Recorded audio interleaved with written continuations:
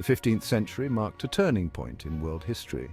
It was a time of great change and transformation where the boundaries of the known world were about to be expanded dramatically.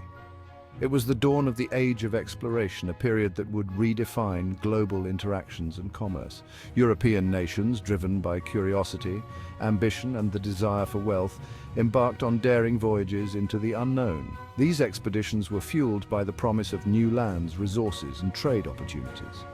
Portugal, a small country on the Iberian Peninsula, emerged as a leader in this new era. Despite its size, Portugal's strategic location and maritime tradition positioned it perfectly to take advantage of the opportunities presented by the age of exploration.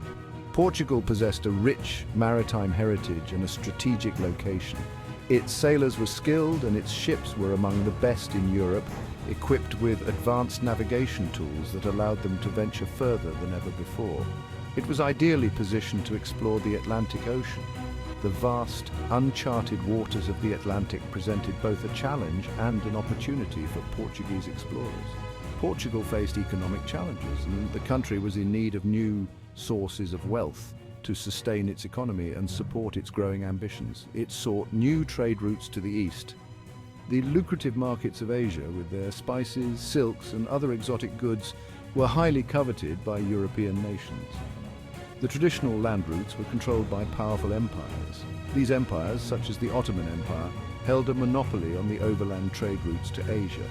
These included the Ottoman Empire, which had significant control over the trade routes and imposed heavy taxes on goods passing through their territory. The Ottomans charged high taxes. These taxes made the cost of goods from Asia prohibitively expensive for European merchants. This made trade with Asia difficult and expensive. The high costs and risks associated with overland trade routes prompted European nations to seek alternative paths to the riches of the East. The Portuguese sought to bypass these obstacles. They turned their attention to the sea, believing that a maritime route to Asia could circumvent the challenges posed by the overland routes. They looked to the sea for a solution. Portuguese navigators and explorers began to chart new courses, driven by the hope of finding a direct sea route to the markets of India and beyond. They dreamed of finding a sea route to India. The promise of direct access to the wealth of India with its spices, textiles, and other valuable goods was a powerful motivator. India was the source of valuable spices. These spices were not only highly prized for their flavor, but also for their preservative qualities, making them essential commodities in Europe. It was also home to other treasures. The wealth of India extended beyond spices to include precious stones, textiles, and other luxury goods that were in high demand in Europe. This ambition propelled Portugal into a golden age of discovery. The nation's explorers, such as Vasco da Gama and Prince Henry the Navigator, made significant contributions to the mapping of the world and the establishment of new trade routes, forever changing the course of history. At the forefront of Portugal's maritime endeavors stood a visionary leader, Prince Henry the Navigator. Prince Henry was not an explorer himself, but he played a pivotal role in shaping Portugal's destiny. He was fascinated by the sea and its mysteries. He was determined to expand Portugal's knowledge and influence. In 1419, Prince Henry established a navigation school in Sagres, Portugal. This school became a center of excellence for maritime exploration. It brought together the brightest minds of the time. Mathematicians, astronomers, cartographers, and shipbuilders collaborated. They shared their expertise. They pushed the boundaries of knowledge. Prince Henry sponsored numerous expeditions along the coast of Africa. He encouraged his captains to sail farther south than ever before. He believed that a sea route to India could be found by circumnavigating Africa. His vision and unwavering support laid the foundation for Portugal's remarkable achievements in exploration. The School of Navigation in Sagres was instrumental in Portugal's success at sea. It fostered innovation and the development of new technologies. One such innovation was the caravel. It was a small, highly maneuverable sailing ship. It was perfectly suited for exploration. The caravel's design incorporated features from Arab and Mediterranean shipbuilding traditions. It had a lateen sail. This allowed it to sail effectively against the wind. It also had a shallow draft. This enabled it to navigate shallow coastal waters. The caravel's speed, agility and versatility made it the ideal vessel for long voyages of discovery. At the School of Navigation, cartographers meticulously charted the coastlines explored by Portuguese sailors. They incorporated new information into existing maps. They created more accurate representations of the world. These maps were essential for planning expeditions. They helped sailors to navigate the vast expanse of the ocean. Section 4. The allure of the East seeking new trade routes to Asia. The desire to find a sea route to Asia was a major driving force behind Portugal's explorations. Spices were in high demand in Europe. These included pepper, cinnamon, cloves, and nutmeg. They were used to flavor food, preserve meat, and create perfumes. They were also believed to have medicinal properties. The existing trade routes to Asia were long and arduous. They were controlled by Arab and Venetian merchants. These merchants charged exorbitant prices for spices. Portugal sought to break their monopoly by finding a direct route to the source. The Portuguese also had a strong religious motivation. They were devout Christians. They saw themselves as crusaders against Islam. They hoped to find allies in the East. They wanted to spread the Christian faith. This religious zeal fueled their determination to reach the Indies. Section 5. Bartolomeu Dias, rounding the Cape of Good Hope. Bartolomeu Dias, a name etched in the annals of maritime history, embarked on a journey that would change the course of exploration forever. In 1488, Bartolomeu Dias achieved a historic milestone in exploration. His voyage was not just a testament to human courage, but also to the relentless pursuit of knowledge and discovery. He became the first European to sail around the southern tip of Africa, a feat that had eluded many before him. This monumental achievement marked a new era in the age of discovery. This opened the way for a sea route to Asia, revolutionizing trade and interaction between continents. The implications of this discovery were profound, setting the stage for global maritime trade. Dias's voyage was fraught with peril.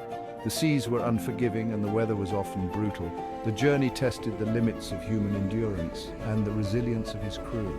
He faced treacherous storms and mutinous whispers from his crew. The morale was low, and the fear of the unknown loomed large. Yet, Dias's leadership and determination kept the expedition on course. Dias set sail from Lisbon with 3 ships, each equipped with the best navigational tools of the time. The journey began with hope and anticipation as they ventured into uncharted waters. He sailed down the west coast of Africa, navigating through territories that were largely unknown to Europeans. The coastline was both a guide and a challenge, with its unpredictable currents and hidden dangers. He went farther south than any European had gone before. Each mile covered was a step into the unknown, a testament to the spirit of exploration that defined the age of discovery. As he rounded the southernmost point of Africa, he encountered fierce storms. The Cape of Good Hope, known for its treacherous waters, lived up to its reputation. These storms blew his ships far off course.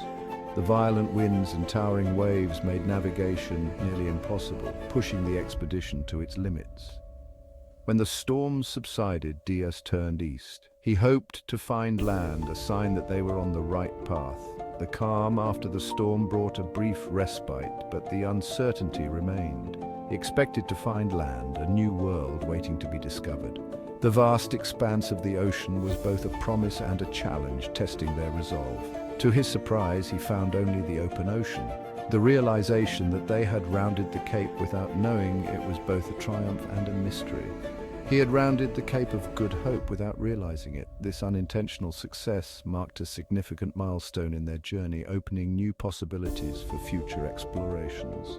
He turned back and sailed north, retracing his steps with a newfound understanding of the route. The return journey was a testament to their endurance and the lessons learned. He rejoined his other ships, which had taken shelter from the storms. The reunion was a moment of relief and celebration, marking the end of a perilous chapter. They had taken shelter from the storms, finding safety along the coast. This strategic decision ensured their survival and the success of their mission, paving the way for future explorations. Section 6. Vasco da Gama, reaching the shores of India. 10 years after Bartolomeu Dias's momentous voyage around the southern tip of Africa, Vasco da Gama set sail from Lisbon with a fleet of 4 ships.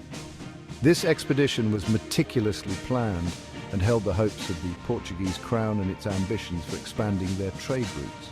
His mission was clear and ambitious: to reach India by sea, establishing a direct maritime route that would bypass the overland routes dominated by other European and Middle Eastern powers. Da Gama followed Dias's route down the west coast of Africa, navigating through treacherous waters and unpredictable weather conditions. The journey was fraught with challenges, but the crew's determination never wavered. He successfully rounded the Cape of Good Hope, a significant milestone that had previously been a formidable barrier to European explorers. This achievement was a testament to the advancements in navigation and shipbuilding of the time.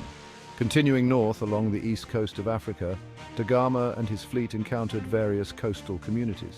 Each stop provided opportunities for rest, resupply, and interaction with local populations.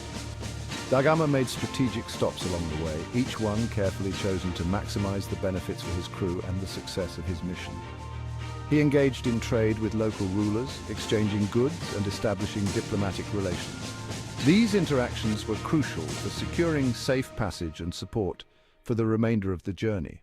While some encounters were hostile, with local leaders wary of the foreign presence, others were welcoming, seeing the potential benefits of new trade opportunities. These varied interactions highlighted the complexities of early global exploration. After months at sea, Vasco da Gama finally reached the port of Calicut, India, in May 1498.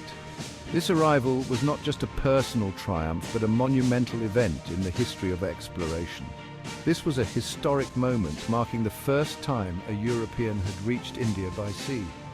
It was a culmination of years of planning, perseverance, and navigation skill. Da Gama's successful voyage marked the beginning of a new era in global trade. It opened up direct maritime routes between Europe and Asia, significantly altering the dynamics of international commerce. His journey proved that a sea route to India was not only possible, but also viable for future expeditions. This breakthrough had far-reaching implications for global trade networks. It opened up enormous opportunities for Portugal, allowing them to establish a strong presence in the Indian Ocean and control over lucrative spice trade routes. The impact on world trade was profound. European markets were now directly connected to the wealth of the East, leading to an influx of exotic goods and spices. This shift in trade routes also shifted the balance of power among European nations. Portugal emerged as a dominant maritime power, challenging the established trade monopolies. The Venetian monopoly on the spice trade began to decline as Portuguese ships brought spices directly to European markets, bypassing the traditional overland routes controlled by Venice and other intermediaries.